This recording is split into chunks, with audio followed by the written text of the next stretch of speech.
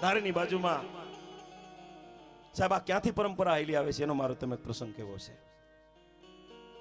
ધારી અને બગસરાની વચ્ચે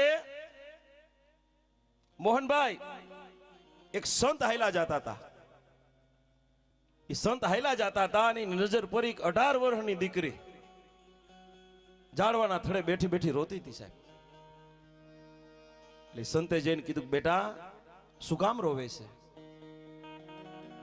તો કે બાપુ છેટા રહેજો મારી પાસે આવતા નહીં। તો કે કા?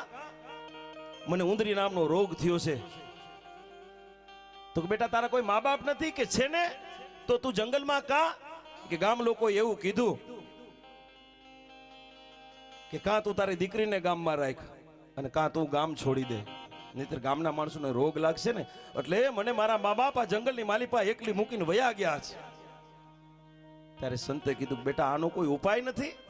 તો કે છે બાપુ, ઘણા વૈદ્યોએ એવું કીધું, કોઈ કાળો કૂતરો આવી અને મારા માથામાં 2 લબરકા મારે તો મારો ઉંદરીનો રોગ મટી જાય। તો કે ગામમાં કાળો કૂતરો ન મળ્યો તમને?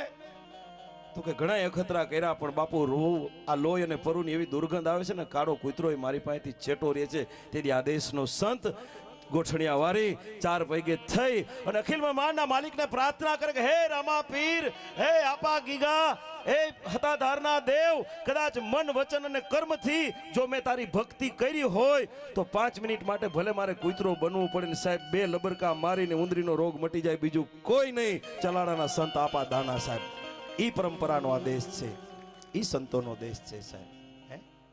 એના સાનિધ્યમાં બેઠા હોય એના જીવનમાં જીવન જીવાય।